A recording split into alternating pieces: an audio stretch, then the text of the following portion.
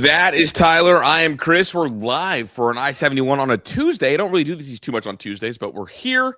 Happy to be here. Happy to have my guy back, dude. Honestly, we were on vacation. Tyler was on vacation, and Tyler and I, on this journey to be like podcasters, like I want to be. We talk every morning, and we check in. We give takes. We do go back and forth. He's on vacation, so we haven't been talking. But I have missed you. It was nice because I didn't know when you were coming back. But it was nice to see that Tyler McCormick missed call. I scrambled to the phone so quick after taking a piss. I'm like, oh my God, my dog is back. So I think we have a podcast bromance. Tyler, how was vacation? It was good, man. I got to tell you something. We're getting to this, hear me out a little early here, but Florida is it's what a weird state, man. Super weird. Florida is such a weird place, dude. Because where we stayed, unfortunately, my grandparents have a condo in West Palm Beach, and it's on Singer Island in West Palm Beach. And if you go across depending on which direction you go out of the condo, if you go right, you're going into Juno Beach, which is where all of the professional golfers live. Yeah. Which is all the money. Huge money, nice cars, all that. But then if you go left and you go over the bridge, you go to Riviera Beach, and it's a shithole, dog. What the fuck? That's how it goes, man. It's over the bridge and across the channel. And it's just a wild thing. But, you do get to see some awesome cars, though. Saw a couple Lambos, couple Ferraris. Saw a Lamborghini truck. That was pretty cool. A Urus, yeah. Yeah, Elon is doing well in Florida as well with his Teslas and Cybertrucks. So it was cool, man. It was nice. It was sunny. It was a good chance to get away. No kids. So we did the thing. So good. Well, welcome back. I am excited to talk some ball things. I do want to start with Ohio State, I think. Hold on 1 second. I got to bring this. I just got to get this question. Get this off my chest. Do you think it's good when a sport has a dominant figure, like a truly dominant athlete in the sport? 100%. 100% think it's fantastic for it. All right, so this is just my golf fix I had to get off my chest. Since middle of July, there has only been 10 individual golfers that have beat Scotty Scheffler in a tournament since the middle of July. That's kind of crazy. And they've only each done it one time. That's kind of crazy. Meaning he's finished basically in the top 4 every single time he's teed it up. That's kind of cracked. I think it's good. I think it's good for the sport. I mean, we're talking about a sport where Tiger Woods, who is the greatest golfer of all time, his winning percentage was 20%. Yeah. So in a sport where you're not supposed to win that much, winning a lot. Okay, I think it's good for the sport. I think a dominant figure is really, really good for the sport. Yeah. Period. Say tournament. Tournament. Oh, maybe they thought tournament and tournament. There's 2 different. Yeah, I don't know. Pat be talking crazy. Tournament from good old Patrick. Okay, I want to start with Ohio State. There was Bobby Carpenter did a clip talking about Ohio State should make the postseason with 3 losses next year. I saw the clip. Thought to myself, okay, weird, but probably checks out. And then we talked this morning, and it's look, there's going to be at least one 3-loss team this year to make the postseason. Ohio State has a very tough schedule. I don't think they'll lose 3 games. And the question got posed to me, would you even want to make the playoffs with 3 losses? With a 12-team playoff, I want to make a playoff no matter what. I disagree. Why? Because I think a team that has 3 losses is clearly flawed, and they have no chance to win it all anyways. Really? Because if you think about it, if you look at Ohio State's schedule, the 5 games that we think are losable: Texas, Indiana, USC, Oregon, Michigan.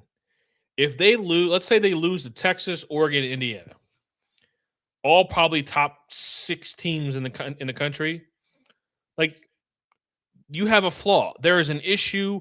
There is something in your team identity and DNA that is wrong, and you can't win it all anyways. You're not going to be able to win 4 games in a row. But don't we think Miami was a really deeply flawed team? But did Yeah. they lose did they lose the games that they needed to win ultimately?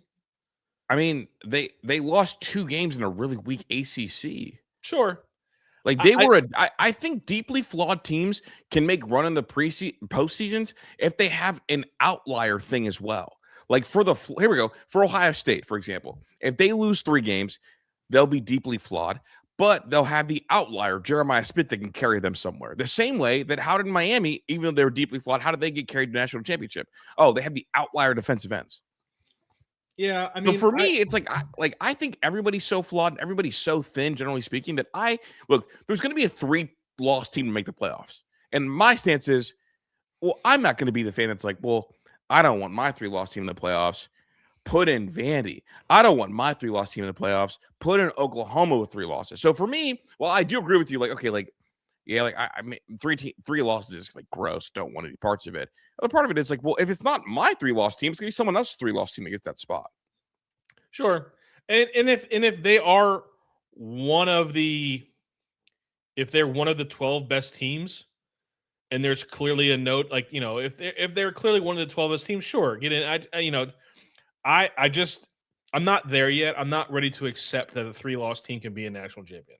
And I'm that's just fair. not And, there and yet. here we I'm go. just- Like we're both college football purists. Yeah. I think I'm doing a better job at evolving with kind of the times. Sure. The way you grew up, the pageantry, the importance was Yeah. fuck a 12-team playoff. Every week was a playoff. And I think Exactly. like I've fully graduated out of that. Sure. No, I'm not. I'm just, like I said, I find it hard to believe, that a 3-loss team deserves to be a national champion in a sport with the greatest regular season in all of them. Right. Like I said, if there is a scenario where a 3-loss team is getting in no matter what, Mhm. I want the best 3-loss team to get in there. And then that's Ohio State, then I'll champion that team. Okay. For So I sure. think next year 100% we're getting at least Yeah, do one I 3-loss do I team in there. like it? No, I don't like it. I don't really want it, to be quite honest with you. I also don't want Ohio State to lose 3 games. That's Bingo. probably And I the don't other think they thing I'm will. holding up in my head. It's like they hadn't lost 3 games and like fucking, I mean, they lost 3 games. They say like orange is the new black. Like 3 losses is the new 2 losses. Now that the Big Ten is so deep and the SEC is going to an extra conference game. Yeah. So like you're going to get a lot of those 3-loss teams right there hovering around that 10 to 15 range. Yeah, and I think the thing that I'm also going to have to Pivot away from. pivot away from is that until the schedules become modified and even, not all 3-loss teams are going to be equal, right? Because if Ohio State loses to Texas, Indiana, Oregon, and they beat USC, Michigan, that means they'll probably have 2 top 15 wins in the country, at least. Yeah. Right? They also have to play Iowa, so there's another top 25 win. They'll have 3 top 25 wins. So it's one of those things where, and 2 of their losses will be on the road to a top 6 team. So it's one of those things where it's going to happen eventually. But I'm just not quite ready to accept it yet. I still want the to me, and this is one of the few things that I've kind of agreed with Josh Pate on in the last 3 or 4 months, because I think he's kind of losing the plot. But I think the regular season is better than the playoff because of like how good the regular season in college football really is. I think that used to be the case. Sure, and it's probably getting. I don't want them to do it. I don't want them to go to 16. Dog, for me, Let alone the 24. postseason is better than the regular season. Like that's just for me right now. Sure. It like you get that real playoff feel. But I'm saying all this while I'm also saying, dog, I think Ohio State's an 11-win team next year. Yeah, I do too. I think like double-digit wins is my birthright. Yeah, I until I see a Ryan Day team not win 10 games in the regular season, I'm not going to think that they're not going to win 10 games. Like 10 wins is my birthright. If Ohio State goes 10-2 next year with the schedule that they have, they're probably going to be a 5 or a 6 seed. Yeah, and they're gonna scare the mess out of some teams too. They're going to scare the Yeah. mess out of some teams. I guess I don't really have any like other Ohio State notes. It looks like Matt Patricia is going to be back. Walton's not jumping to the NFL. The running backs out. Like I'm paying attention as we get closer to the spring on Legend Bay, see what he looks like. Obviously because he'll get like a chance to get some like utility touches. I'm also intrigued, I think, by the receiver rotation, but until we get to like spring workouts and start hearing things, I'm kind of just like in cruise control a little bit. Things are a very hush hush down in the Woody right now. Yeah, no, they've done a really good job keeping it hush hush, but I feel good about where this team, I guess, mindset is wise, and the most intriguing thing to me is like how is Arthur Smith going to mesh with Ryan Day? Yeah, like what analytics is he going to bring from the NFL? Because I know Ryan loves that. Yeah, I think, again, we're going into another season where the biggest question mark is the offensive coordinator and the quarterback. Just the same questions we had last year. Yeah, and Jeremiah Smith's final year, I want to see what that plan looks like. That's what I want to see. Because the one thing Arthur Smith is good at, it's funneling the ball. Yeah. Ben Vargo, member for 5 months. Chris, did you give the Akron Rubber Ducks the new nickname, a little sus? Did you see it? No, they have a new nickname? Well, dude, their theme night. I think, Ben sent me this right before we recorded. Yeah, dude, I think I didn't know this was the theme night. Akron Cream Stick Donuts. Ultimate identity honoring Northeast Ohio's name for a long rectangle-shaped donuts. Hey, nah, they're wildin'. They're wildin'. You want me to walk around with a cream stick on my hat? Oh, dude, no. Like, I get the theme hats every year. Oh, man. Cream stick night? Can't wait to get a cream stick at the stadium. Jeez.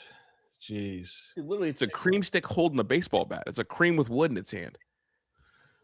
My bad. I didn't mean to do that. Mom, we love you, Chris. Dublin Mom and Pops. You too, Tyler. Bang. You got to get to Columbus to meet with the Posh crew.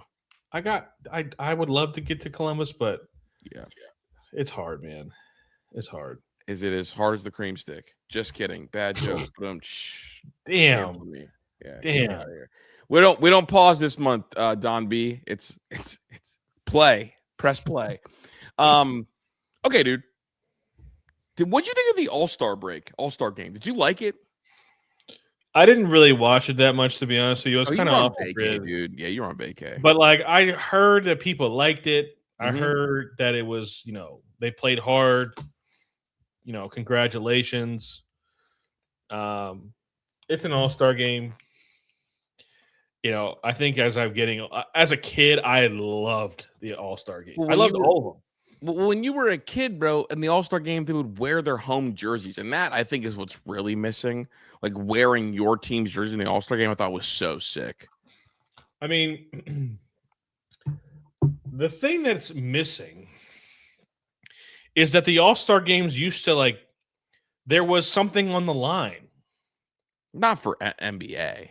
There wasn't? I thought the NBA followed MLB, where the winner of the All-Star game got home court advantage. That was just the MLB. Oh, man. That was so dope, though. That was so dope. Yeah, the MLB All-Star game is now probably the best All-Star game of the three. It still is. Even though it doesn't even mean anything, it still is the best All-Star game. Yeah, and also the NFL, the Pro Bowl was always been the most disgusting excuse of a football game you've ever seen. Right. When Sean Taylor killed the punter, it was over. Yep, it was up. I mean, now they don't even try to put pads on. But dude, my thing is there is this weird, and people don't ever want to talk about it. It's like a touchy subject. There is a disdain, or there as much of a disdain as you could get between foreign players and American players in terms of basketball. There's different philosophies on how it's taught. Both sides talk down to each other in terms of how the game's played the right way.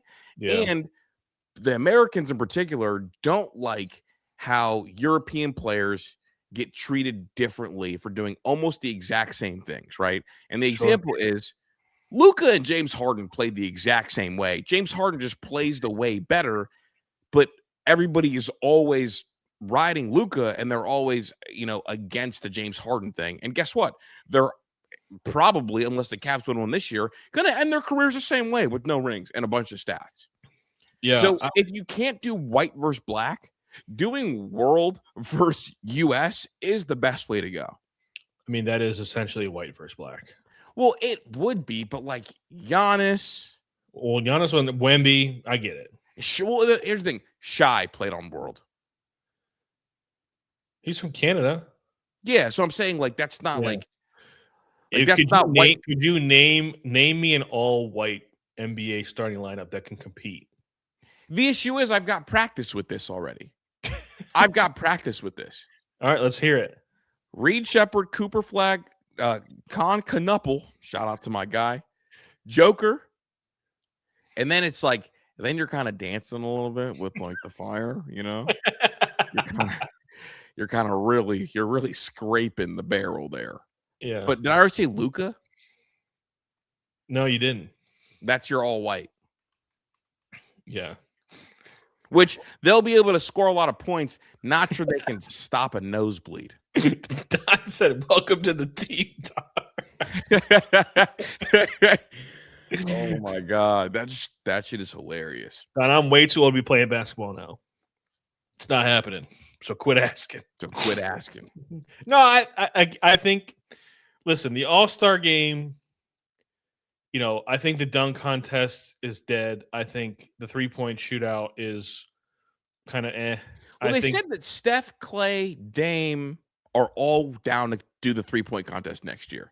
The issue is the people that are keeping the NBA live are the unks. That's the issue. At some point, one of these new crops has to not fizzle out. Yeah, man. I think, you know, I don't think people realize how bad the NBA does not want LeBron to retire. They are not ready for LeBron to retire. Well, they might. I mean, if Cooper Flag being white in a primarily black sport and being a cult hero, he might be ready to be the face of the league. Like he's that good. Colin Cowherd, relax. Okay, he's that good. Youngest player in NBA history to average 34 a week. Youngest player in NBA history to have 4 straight 30-point games. Had more points in a month than anybody, including AI as a rookie. He is the coldest white boy ever. The issue is going to be, is he going to have the longevity and is he going to avoid scandal? Because that's what LeBron did. LeBron never gambled. LeBron never cheated on Savannah. LeBron never shot up his teammate with a needle. LeBron never did any of those things. LeBron never brought a gun to the locker room. LeBron never did any of those things. Can't believe you just said that. LeBron never threatened to fight somebody. LeBron doesn't have any SA allegations. Listen, we're talking, LeBron's been playing for 30 years? I don't know. I don't know. I don't know. This, the NBA is in such a bad place, man. And I think a lot of it also, I have, opinions on youth sports impacting the last 20 years of youth sports impacting what we see now on the professional level. I think basketball is getting that because these younger guys, they just don't care, man. They just don't care about the All-Star game. They don't care about carrying the league. They don't want that. And part of it also is because they watched LeBron get absolutely hated by the media for 2 decades. Yeah. Being the face of the NBA. And they're like, why the fuck would I want to do that? I don't want to do that. People do talk about that. Like the most decorated athlete in the history of the NBA, and yet he has more vitriol than a lot of other guys. He gets more hate than Paul George. Right. And why would Anthony Bennett want to do that? Anthony Edwards. I was about to say, big dog, Anthony Bennett might be the one person with more vitriol towards him than LeBron. Maybe one of the worst picks of the NBA history. Yeah. But Anthony Edwards is I don't want to do that. Why would I want to do that? Why would I want to carry this league when all I'm going to do is get hated on by half? 50% of people are going to hate me and 50% are going to love me. Well, it takes the fire away. I don't want to be the face of the league, but I can still make $40 million a year and make face of the league money. I don't have to actually be the face. Sign me up. Right. No doubt. So when LeBron retires and KD retires and Steph retires, boy. No, it's good because guess what? Akron did it again, and I'm claiming him. Peterson. Okay, don't eat. Okay, damn it, Don. Chris is my hairline is better than LeBron's. Actually, that is fair. That's a compliment.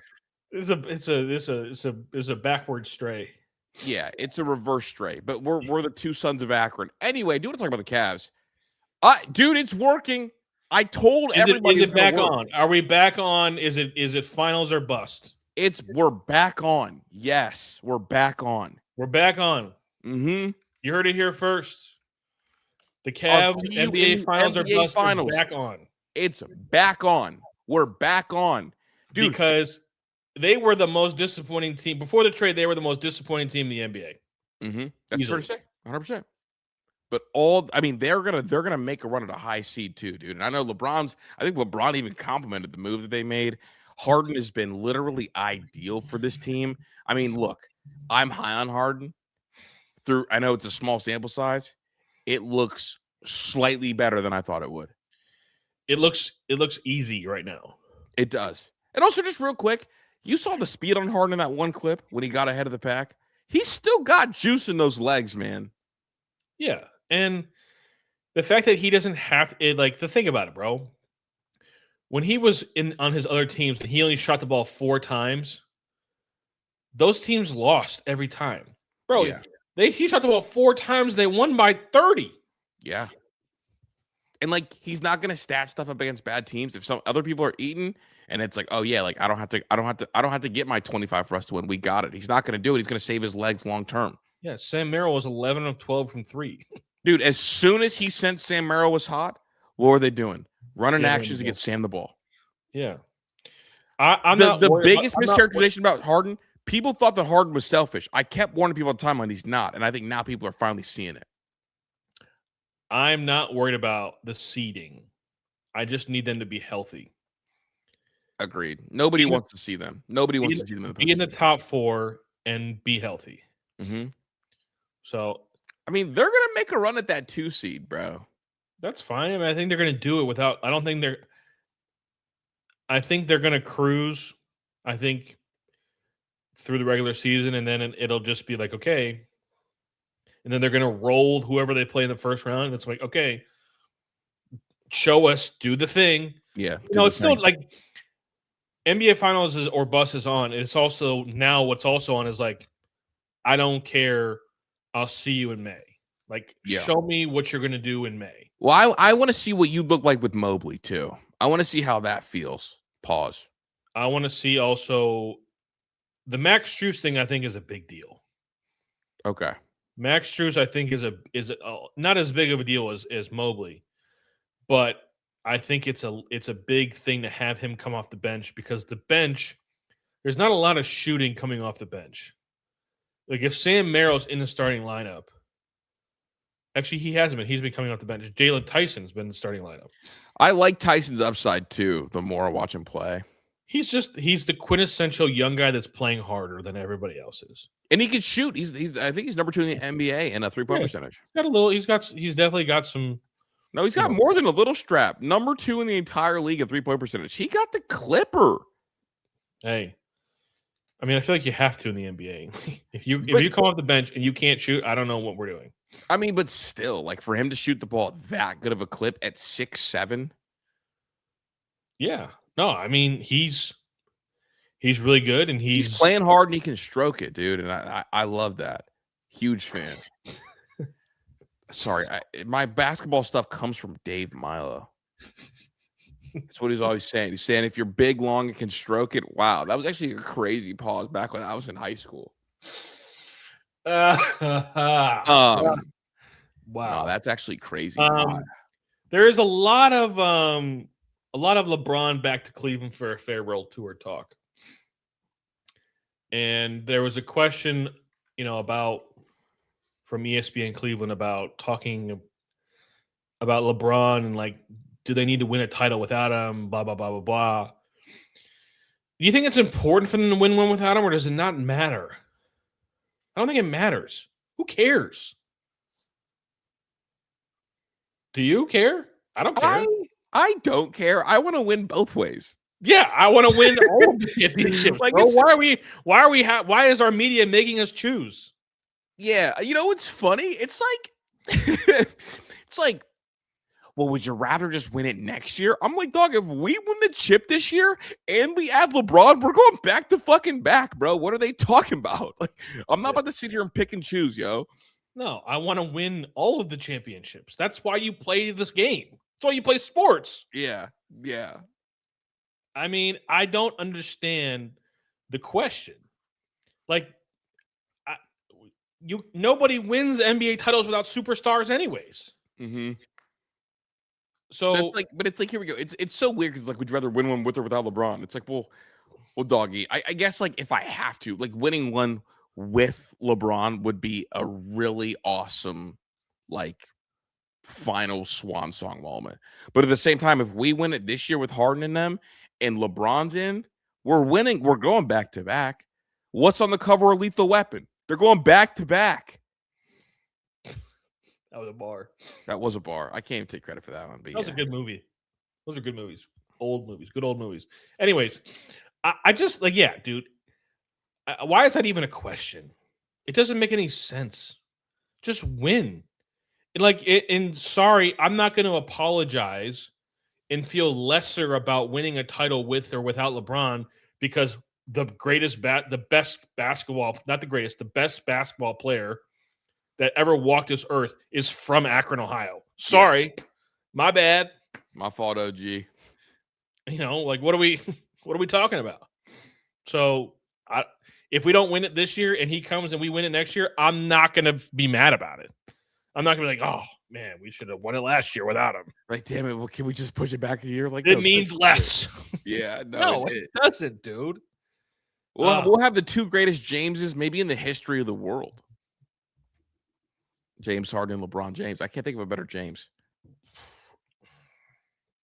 I can't either right now. I think those are the two best Jameses. I think it is. We'll see.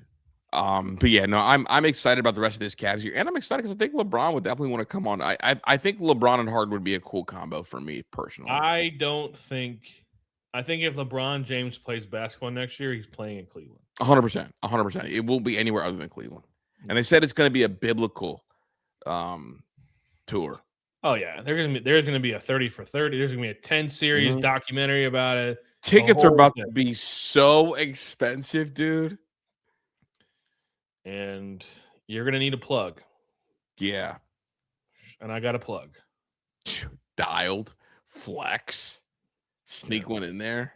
I might just offer to work. I might be on the dance team next year. Chris Drew, your newest striker. I can't. If I get caught on camera popping that motherfucker, bro, that bitch will end up all over Twitter. I'll be over. It'll be over. Oh, anyway, transitioning to Browns made a defensive coordinator hire. Yeah. No idea. No, Don, that is just so false. Hey, bro, Don is so fun. The funniest thing about doing live shows is like reading the comments like while we're talking because I feel like we're in the room with these people, but we can't hear them talk. Dude, there's zero chance that I sound like James Earl Jones. All right, dude. Browns DC hire. I don't even know who the fuck this guy is, so I can't be. I mean, I don't want to say he sucks because like he ain't done nothing. He may be great. I don't know. It was just unexpected. Ruttenberg was unexpected. Yeah, man. I just don't. Sure. You got Myles Garrett. You got Chase Schweissinger. You got Denzel Ward.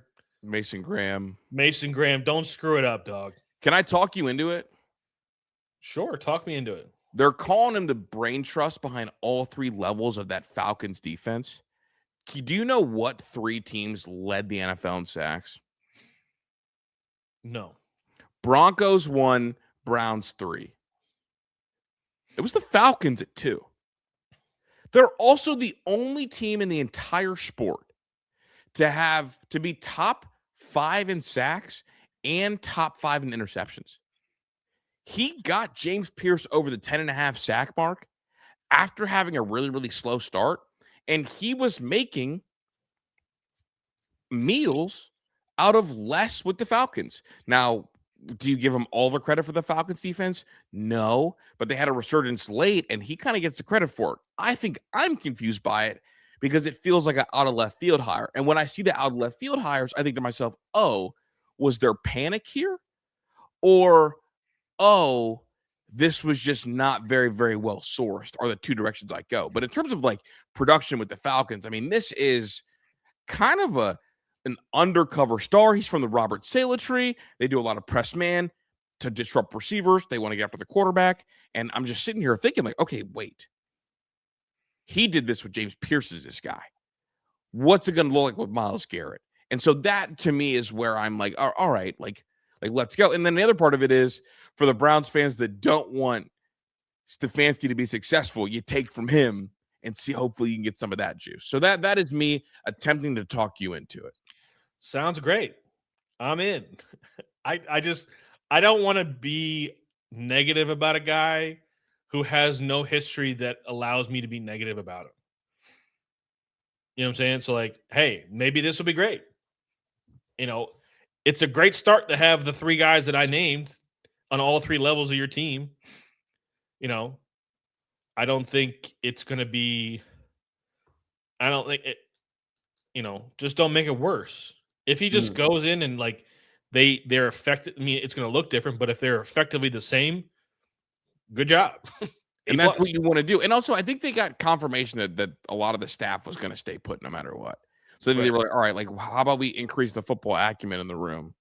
Sure. Instead of promoting from within and maybe losing some acumen. Yeah. Yeah. My thing is like, I think the coaching staff is better, but I don't think the coaching was, you know, the majority of the problems last couple of years. Yeah. I mean, this roster just stinks.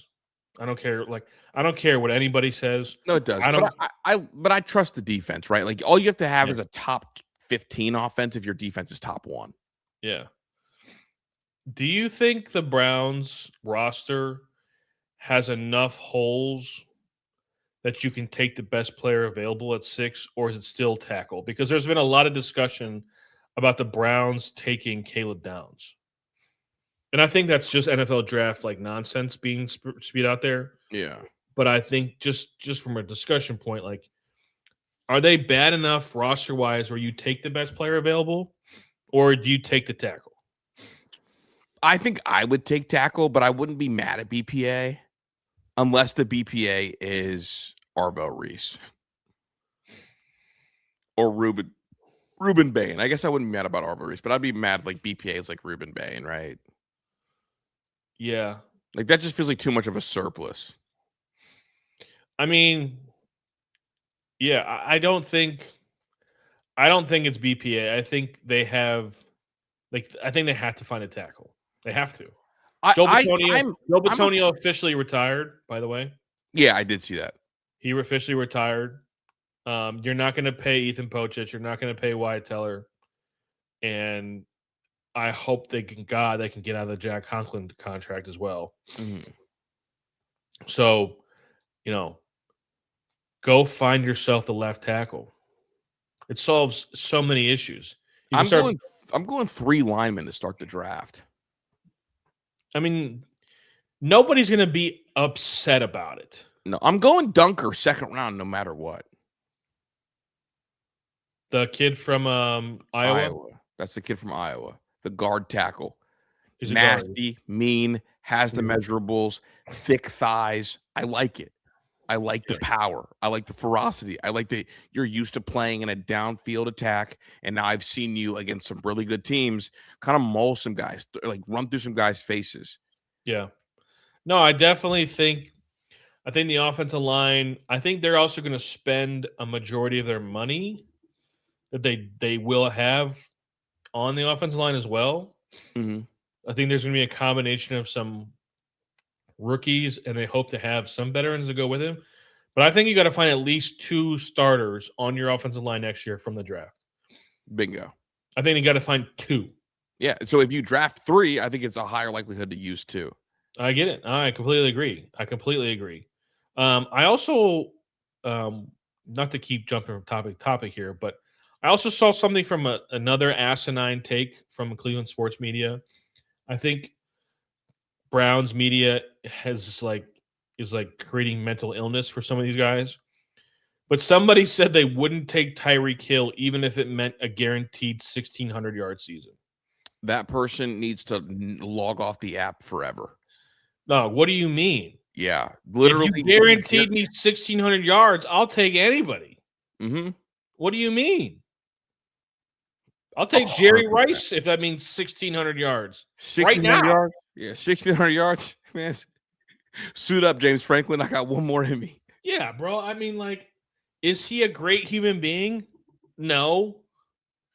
But if you said 1,600 yards, I'm taking, like, that's just where the NFL is, man. My thing is, big dog, you're the Browns. You're past not a great human being thing. Just like for the record. We're just past it. I don't care. And my other thing is this.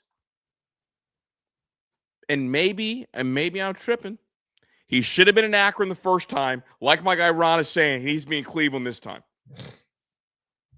No, he committed to Akron. I know. He would have hated it here. Brother, he just wanted to play football. Yeah. No, I mean, listen. Don't do my city like that, bro. I fight enough battles without you slick hating on the low, bro. We live in a dope-ass city. I don't live in Akron anymore. Burnt orange, Posh. I don't live in Akron anymore. But we don't get in this bitch and slick hate Akron. We just talked about LeBron. That I battle so much for this city for you to come in here and undercut me just on a random Tuesday. No, I love Akron. Ron's been to Akron. He rocks with it. Pat's been to Akron. He rocks with it. Look, no Akron slander. Oh, I took him to, bro. I was looking for a spot to go get food with Ron, but you know where I took him? Where? Mustard Seed. Why did you do that? Bro, because the first two places I went to were closed. What time and day? Bro, it was the first place, it was after Arnie's got shut down. Okay. And then they had a power outage in the valley. So you couldn't go to Merchant. It took out the whole valley, no power. So you went to Mustard Seed. Yeah. Oh, bro, Akron is dope, man. Akron is super just dope. Gone up Smith and gone to Fairlawn, gone to Montrose. Yeah, I was panicking. I wanted something close, bro. Yeah, I fumbled it. I can't wait though. I'm gonna be outside for the Sacramento versus Akron Tuesday night game. I'm gonna be outside for that one. Okay. I don't even know where we were at. We were talking about Tyreek Hill 1,600-yard season. Oh yeah, I just like this. This is the same media company that has been talking about Deshaun Watson being the starting quarterback next year. Oh yeah, that's insane. You're gonna tell me that Tyreek Hill isn't a good Hewing, so you don't want him, but then you're gonna talk about Deshaun Watson playing quarterback? Come on, bro. What are we doing? This is the stuff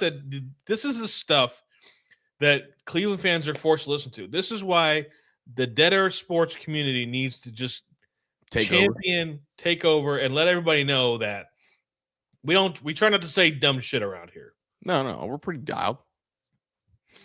So, yeah. If Tyreek Hill was going to give me 1,600 yards, I'm in. 100%. When's the last time Cleveland had a 1,600-yard receiver? Was it Josh Gordon? Yeah, Josh Gordon, or did Amari Cooper get that? No. 1,600 yards is a ton. It's like 90 yards a game.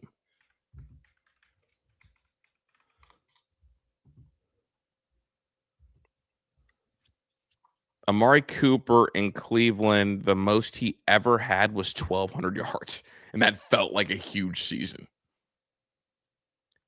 1,600 yards is a ridiculous amount.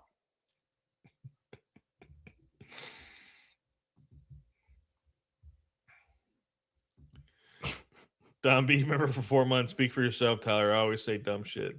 Yeah, but you're allowed to. You get the pass. It's like comedy, bro. Just like you gave me a pass a little bit ago. and welcome me to the team, you get a pass here. Yeah, let it slide, let it roll. That's fine. That's fine. But I guess I don't know. I would take Tyreek Hill, but I don't think he's going to go there. I think he's going to end up back in Kansas City. And also, I do worry about I honestly, more than the off the field stuff, I worry about the knees. He's a speed guy, not a technician. It's a dislocated knee and a torn ACL as a 32-year-old. Yeah. That's scary. We can acknowledge, that's scary. Yeah, absolutely. No, I mean, I'm not saying I would pay him a lot of money, but you want to come in and see him work out, and then you see he's still running like a 4.4. Yeah, I give him, I give him some bread. Couple million bucks. Well, he's gonna command between 15 and 20 million. That's the scary thing. I'm not paying Tyreek Hill 15, 20 million. Yeah, and for him, it's a pay cut because he made 30 a year ago. Yeah. But guards. I want to talk guards ball, guards action. They're not starting DeLauter or Bazana with the big league club. All right. Rod, we're gonna get to this at the end of the show because I have a take about this. When it comes to the Guardians with Chase DeLauter, I am one of the defenders of Chris Antonetti and Chernoff. I think those guys in the front office have been making filet mignon with dog turds. Yeah. For a long time. Yeah, for a while now. However, them not starting DeLauter and Bazana with the big league club right away is undefended. I can't defend it. I cannot defend it. I think it is loser mentality. I think it is, I think for a team that's leaning into the young guys so hard, it makes zero sense to do this. None. Mm-hmm. Absolutely none. You sat up there in front of a microphone and told us that you didn't want to sign any players because you didn't want to impede the progress of your young players. But yet you're going to impede the progress of your number one prospect for Nolan fucking Jones? And kind of your second best prospect to me. Dude, I'm sorry, man. I can't. I'm not here for it, dude. I'm just not. I cannot do it. It makes zero sense. Just play him. What do you have to lose? He's 24 years old, and he's probably going to get hurt in AAA. If he goes out in the first month and gets hurt in AAA, oh my God, bro. Oh my God. I'm going to lose it, dude. I'm going to lose it if that happens. And you have, so it was DeLauter, Ralphie Velazquez, who is going to be up. He probably won't be in Cleveland this year. No, I believe his ETA is 27. He's only 20 years old. Yeah, so he's still young, but he's got real power. He's in AA right now, first base outfielder. And then you have Carl Steffen. Yeah. And then they listed Bazana as the fourth best prospect in the organization, who was the former number one overall pick. Yeah. Dude, in a draft class, he was the number one overall pick in a draft class where 6 guys are already up balling. And a 19-year-old's going to open the year as open the year as the Pirates starting shortstop, and he's a monster. And he was the 7th pick in that draft. It just makes what they're doing is loser mentality. It's just what it is, man. I don't know what you're waiting for. I don't know what you could possibly think. You brought him up in the playoffs, and you said that stats didn't matter. But, you brought him up to play in the playoffs. Literally everything matters more in the playoffs. And you brought him up. So what do you have to lose? Because you're going to go through the lumps anyways. Because all they're doing is they're giving Nolan Jones a chance to hang himself. But what happens if he doesn't? What happens if Nolan Jones, then you just have a top 20 prospect just waiting there? Doing what? So you're gonna give Nolan Jones a chance to prove himself, and then what happens if he does? Whose ceiling is higher, Nolan Jones or Chase DeLauter? Chase DeLauter's. Chase DeLauter. Like, this makes no sense. None. Anytime you have a young player and you have an older veteran and you're trying to decide which one you want to go with, you go with the player with the higher ceiling. Mm-hmm. Because the longer leash you give the veteran player, it is what it is. And and you already told us, like, if you have to win games, you like the younger player more, is the other part of it. Like, you already told us that. Yeah, no doubt. I think it's a shame. So, I think it's really a shame that they're doing what they're doing to Chase DeLauter. 100%. I do want to get this. Sorry, I got to run so soon, but I do want to get this up on screen. Settled debate, fellas. Any competition where the winner is solely decided by a panel of judges isn't a sport, true or false? I don't like those sports. I like seeing who can win on the field, but I don't know. Dude, any sport that's decided by a judge rating it is not a sport. It's fair. It's a pageant. Yeah. Why do we keep score? When all the things that are judged by judges, they all look the same.